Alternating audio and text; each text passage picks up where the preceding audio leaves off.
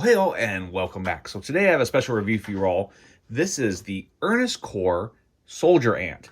This is a new line that's come out from a designer that you may know from the Hardcore Mecha series. And if not, he's a designer we should get familiar with because he's got some really cool stuff that he's worked on and it looks like it's coming out in the near future, including this line. So we have everything that comes out. I have the packaging here, which is pretty high quality. It's just a clear translucent plastic with some nice printing. Interesting typefaces being used here. I took it out of the package to show off because it's highly reflective and it's more of a mirror than anything on camera, the angles I was shooting at.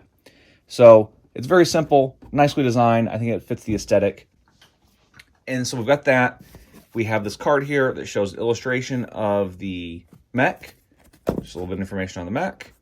And then it has this package inside. It's on sprues. I'm not entirely sure what it's for.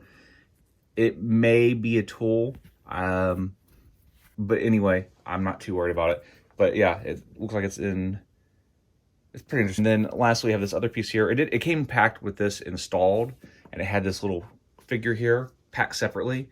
This is something that is sort of a variation of design that's already existed. There is a base design that you've seen of this, and then there's another colorway of this, which I also really like, but I opted for this one because it's a more neutral color palette and it will allow what this is really meant for to be more integrated for what I like. So anyway, what makes this stand out is the fact that everything comes off of it and you can mix and match parts. I love stuff like this. I think it's really awesome to have these sort of mechs where you can reconfigure them and change them out and come up with your own designs. It's really great for inspiration and being creative as far as, you know, kind of brainstorm with this sort of thing. So let me get everything out of the way and let's see if this figure is worthy of our collection. So to get started, let's go ahead and get some comparisons with Soldier Ant. Here is Siege Optimus Prime. As you can see, he's a decent bit shorter, but a bit bulkier. And here's Hasbro's Tracer. Now this guy is a bit shorter. He is a bit stockier. He has a lot more moving pieces going on in there, as far as I can tell, but he's a lot more expensive. So this is gonna be the shocker. That's gonna be the thing that might go ahead and turn this review off for you guys. This guy is like 70 bucks shipped, a little bit more than that, like 72 from China. And that is a lot of money for this figure, but I want to go ahead and tear into it and see what this thing's really about. And here is where you can see what the main appeal of this line is for me. The fact that it comes apart like this, where you can mix and match and reconfigure it into your sort of own creations or alternate versions of these designs.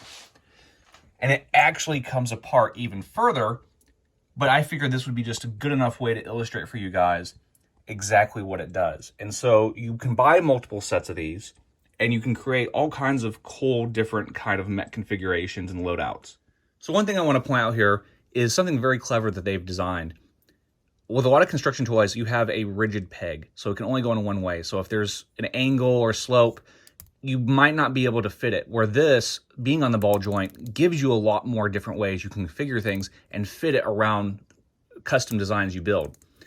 The next step they did that's even more interesting is the fact that this ball joint is a hole and the peg is inserted in there. So if you have, say, a part that has its own peg already, you can actually pull this peg out and this can go on there, which really amplifies the amount of configurations you can do with these. I just thought that was something really worth pointing out that the engineer had come up with.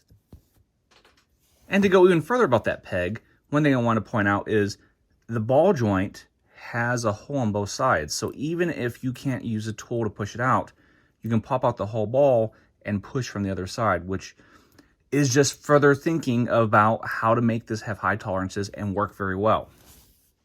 Now, as far as this kit goes, I'm pretty happy with it. The only thing that might stand out as far as being an issue, but it comes with the design, is the skinny feet. It's going to make it a little bit less stable. It comes with the territory when you're playing with these kind of designs. I don't think it's that big of an issue. There's enough joints in the legs to where you can sort of come up with a fairly stable position.